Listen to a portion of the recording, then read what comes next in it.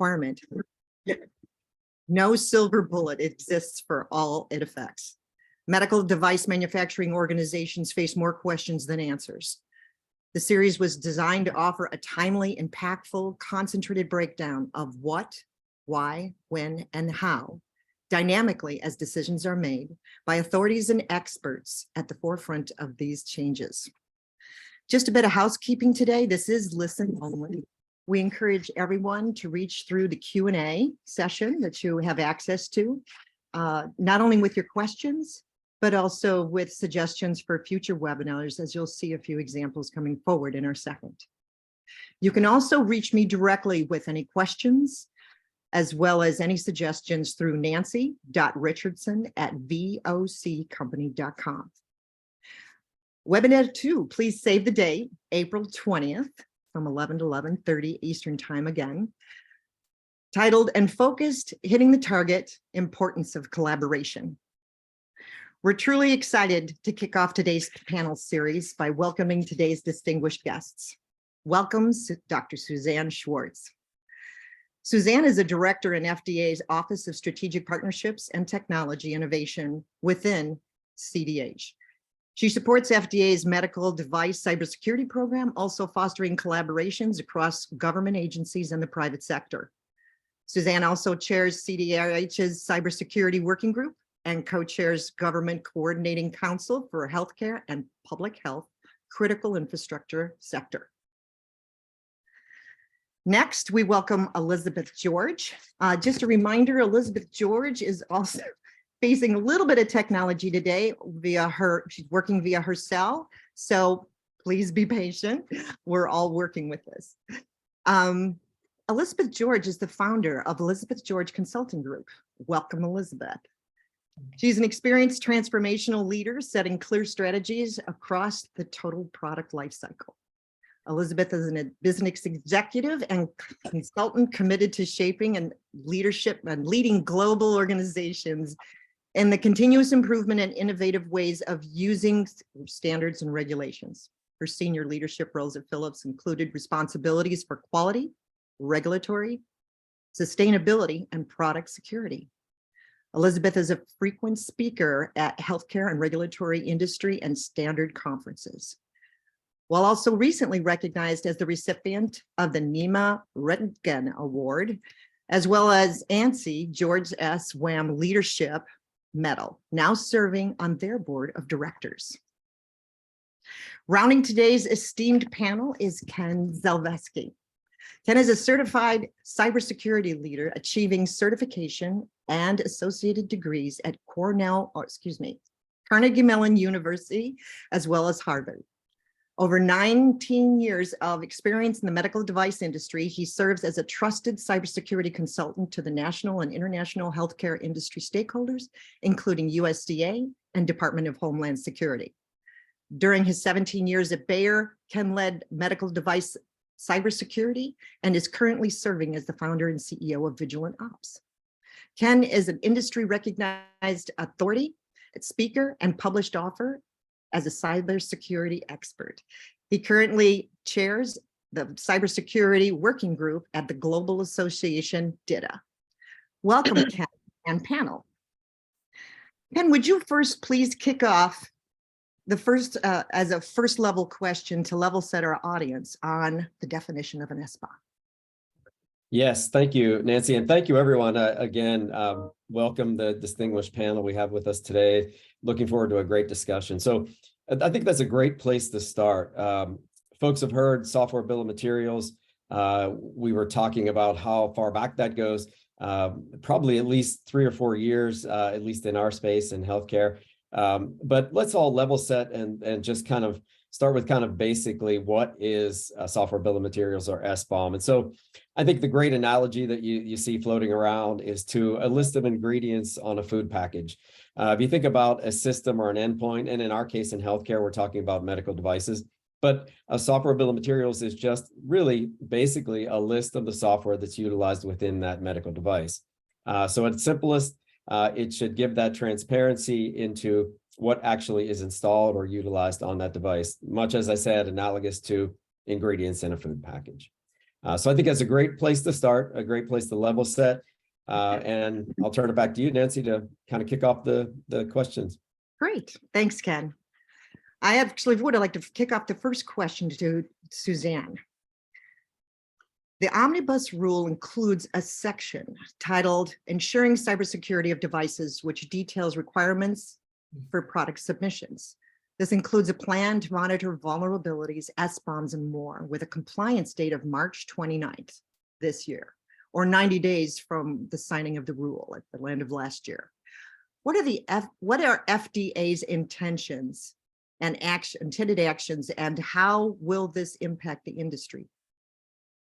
Great question. It's probably the $1 million question that we get asked, especially as the days and the clock is ticking and we're a week away from March 29th. Let me start off by saying that in all the work that we have done leading up to the omnibus, to this legislation, and that goes back multiple years, we have articulated to industry what our expectations are with respect to medical device cybersecurity from a total product lifecycle perspective, pre-market, post-market, through the life cycle of that device.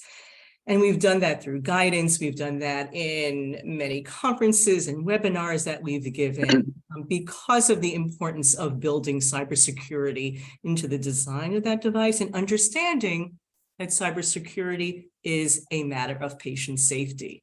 So for a device to be safe and effective, it has been our principle that we've socialized that for that device to be performing in a safe and effective manner, cybersecurity matters need to be addressed as well. Obviously, it isn't until recently, until December of this past year of 2022, that we received those explicit authorities that allow for us to, that call out the requirements for cybersecurity as part of that reasonable assurance, if you will, around safety and effectiveness. So that explicit nature, very, very, very helpful and very important to us, and one that, we're really very delighted and pleased to have. Having said that, what we've already put out there in terms of recommendations are important guidelines, if you will, or paths for manufacturers to take in order to be within compliance, if you will, of this new statute. And we recognize that there's going to be a learning curve over the next few months, certainly as these provisions are going to go into effect. We are intending to work very collaboratively with industry as they make their submissions to the FDA, so that the importance of these provisions are appropriately addressed. And that means that it is not, our intent to not process submissions if there are pieces of the new statute that perhaps were not included at the beginning. We will work together with manufacturers so that those appropriate pieces, as well as any what are called deficiencies or inadequate elements that are present, that they get addressed. And I think that that's probably the most important thing that I could say right now as far as the approach that we are taking with manufacturers. And this really goes back to what our approach has been all along, a very collaborative one. We're not looking to ding folks. This is new. There is a learning curve across not only industry, but with FDA as well. And in putting these processes in place, it is in our best interest, all of us, to work collectively and collaboratively. Excellent. Any additional comments? Yeah, Nancy, I thank you. And Suzanne, thank you very much for that emphasis on the collaboration.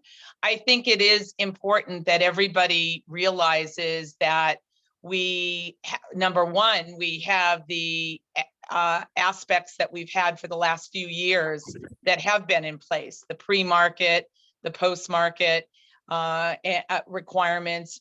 We have been working very collaboratively with the FDA over the past few years. And I think that if anyone says, wow, this is completely new, and they should be smacked upside of the head. I think that they need to understand that it is not new, that this is, but it is iterative. It's something that we are going to constantly see changing as new cyber attacks occur, as new issues occur. And I think, as you mentioned, not only are we learning from each other, but we're also learning from the other industries as well. Agree. Yeah, I'll further foot stomp that, we're continuing to build. We've put the foundation down, we've putting the bricks in place, and we just continue to build upon that. There isn't anything here that should blindside anyone from industry, because we have articulated this. We've signaled, the importance of these principles and putting guidance, what it means to do design controls and threat modeling and other examples. So I think that should not come as a shocker. Great. Yeah, and I couldn't agree more with that collaborative aspect of it. I mean, I think through the trade associations and things, other bodies that have been kind of moving along in parallel with the regulations, I think there's been ample opportunity to learn and to feedback and to comment. So I agree with both those comments that nothing in these regulations should be a surprise to anyone. These are things that we've been talking about for quite some time. And I remember even back in 2018, towards the end of 2018, we started to talk about the SBOM then. So I think you're right on. I think the other thing is this collaborative approach, and I think Elisabeth might have mentioned this, is kind of across not just from a regulatory perspective or from a standards body perspective, but from an industry perspective. We're all learning from each other. We always say this, that SBOM and cybersecurity requirements are, kind of an evolving ecosystem. And so let's, keeping in touch and staying collaborative, I think, is part of the key going forward to making this successful in terms of implementation. Excellent. Well, it sounds like you've all reinforced why our next session in April is all devoted to why collaboration is so critical across these organizations. A follow-on question, Suzanne. The ruling seems to apply mainly to FDA submissions. So if a medical device manufacturer is not planning a submission in the near future, should they care about the regulation? So I'll reframe it. I think for me, it's should they care about cybersecurity of medical devices? That's really at the heart of what is important here from a critical infrastructure perspective, as well as from a patient safety perspective. We all know that you're only as strong as your weakest link. And we talk about that all the time. And while the regulations are specifically addressing the pre-market submission type, whether that is a 510K or a PMA or an HDE or a de novo, or, sure, that is clearly called out. But we have certainly talked about, and we will continue to beat that, kind of drum around the importance of addressing cybersecurity across the board with medical devices, whether it's a device that is not required to be submitted to the agency as a 510K, various class 1 devices, and yet they can represent a attack surface for healthcare or hospital networks, or they can have vulnerabilities that are exposed. So we think that it's very important in principle to be paying attention to the recommendations that not only has the agency put out, but also through a lot of the partnerships that we've been engaged in, with the Healthcare Sector Coordinating Council, the HSCC as an example, where we talk about this as a system of systems. And the importance of really building that security, that robust security across the board. Great. Any other add-on comments? Yeah, I'd like to just re-emphasize what Suzanne mentioned. I think it's critical that we look at this as it's for good business, that you implement these processes. You know, something can be a regulation, could be a guidance, can be a standard, any of those things. But if you step back a minute, it makes common sense to think about this as a good business practice. If you think about it, your companies make sure that we have sign-ins on our computers. They make sure that they have firewalls in their corporation so that they can't be attacked. So why wouldn't we want to do that for our medical devices as well? Excellent point. Yeah, and I'll chime in with just I was going to say what you said, Elisabeth, with common sense. It seems to me that a lot of what we're talking about is truly common sense. I mean, you want to protect the systems. You want to protect, of course, at the end of the day, the patients that are maybe potentially connected to those systems, right? And so all the things we're talking about really are just, you know, common ways to protect, you know, those systems. So I couldn't agree more. It seems pretty common sense to me. Sounds like equal reinforcement here. And unfortunately, common sense isn't always common, right? Well, that's true. That's true. Yes, agreed. Great. The next question actually is for you, Elisabeth. Okay. This ruling specifically mentions security. And what other departments of the medical device manufacturer organizations will be affected and impacted? Well, it's very interesting when you ask that question, because I think that, you know, in the Wayback Machine, when some of these requirements first came out, many organizations didn't even have a security department or a product security department. So they went and created product security departments. And like with so many things, if the word quality is in it, they want to turf it to quality. If the word regulation, they want to get it to the regulatory people. So obviously security, it must go to the security people. But I think that, as Suzanne mentioned right at the forefront of this, she talked about the total product life cycle. She talked about design controls. Well, if we're going to design the product properly, we have processes that impact across all of the different functions within the organization.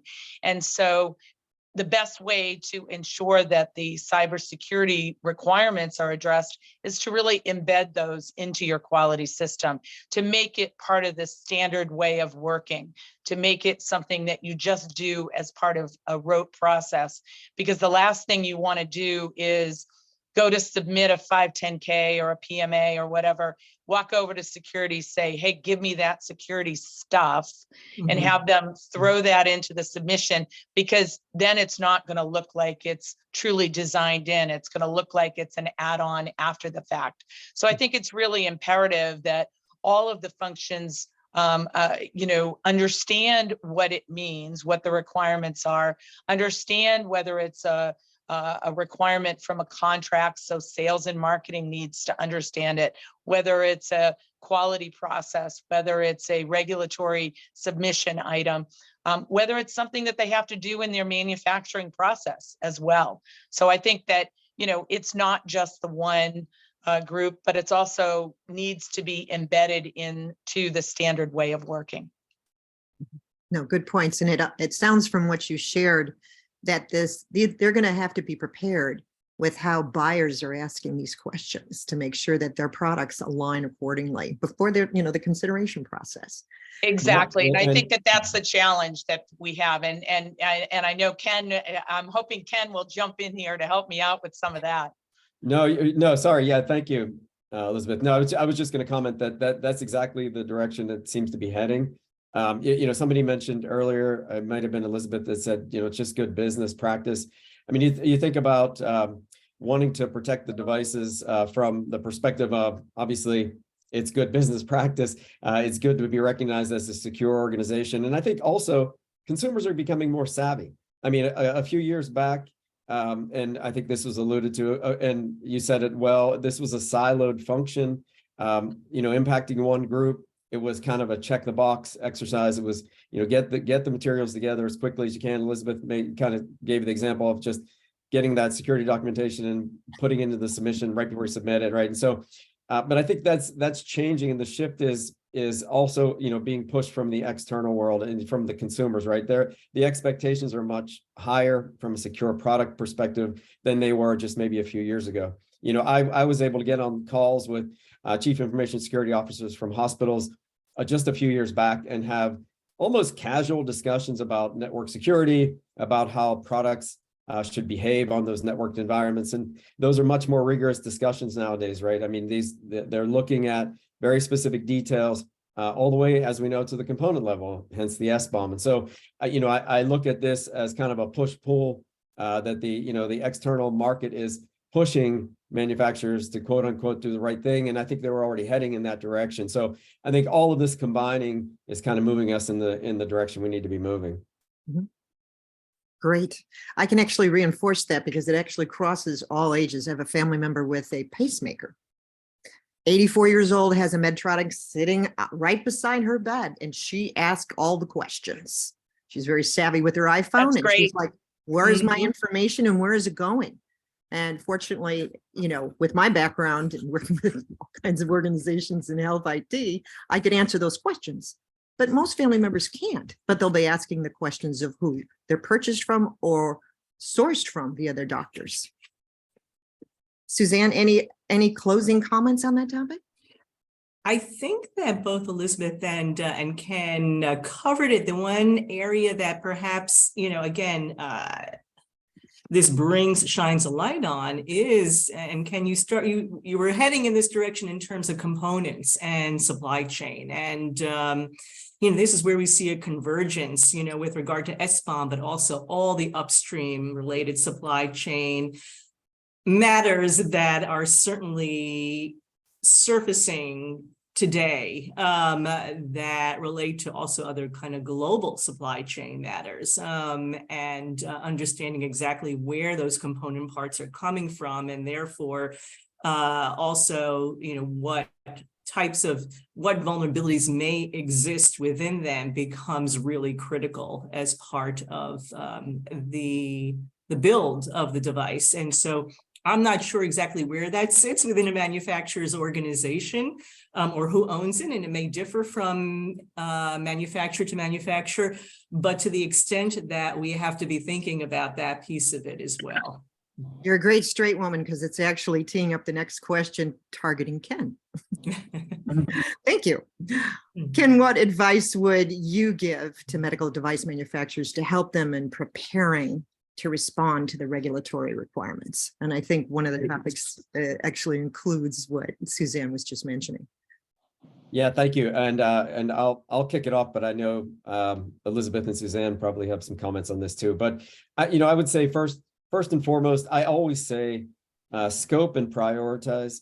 So get familiar with the regulations if you're not familiar with them yet, and then look across your product line to kind of prioritize maybe the highest risk products or what you deem to be the highest risk products first, and start to shore up the processes. And Elisabeth alluded to this earlier, the processes within the manufacturing organization to include security. And we've said this many times, security, and I think it came up on this call as well, is that security should be designed in, not a bolt on. And so if you think of it that way, go as far upstream as you can in your pipeline and introduce security then. So, and Suzanne mentioned components, start looking at the security of those individual components that you're using. So if you're using, and most likely third-party components, whether they're commercial off the shelf or open source, you should be looking for vulnerabilities in those. And it's not a one and done, it's a continuous looking at vulnerabilities, because as we know, we've been on this call for 24 minutes and I'm guessing that a couple of vulnerabilities popped up while we were talking. And so you got to be aware of the components that you're using. And you think about the product life cycle on the design and development and release side.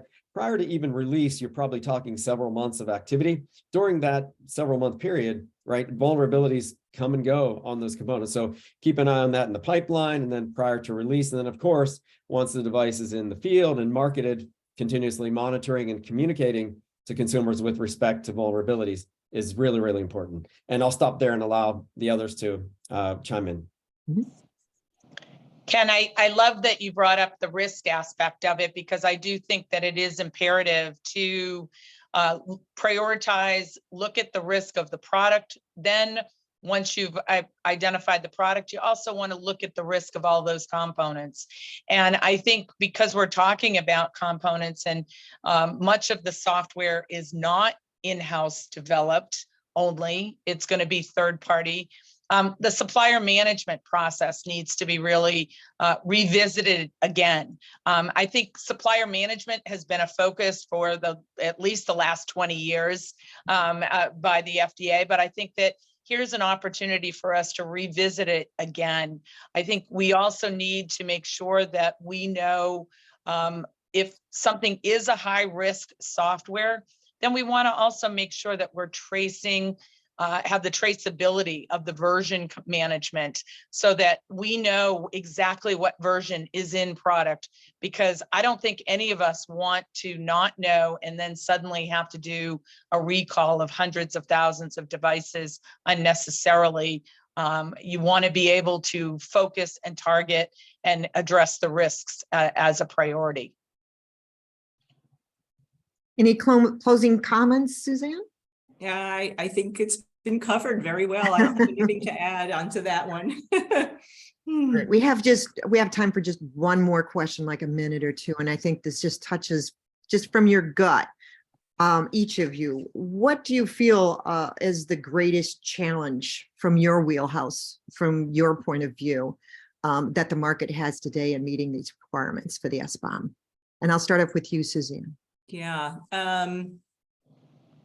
So I was going to say that if I had to, looking at this primarily through the FDA lens, and knowing that we had, released a draft guidance back in April 2022, most of the questions and comments that we received were on SBOM, because there is a real desire to better understand exactly how to meet the needs of an SBOM, or what we would say right now, the requirement for an SBOM.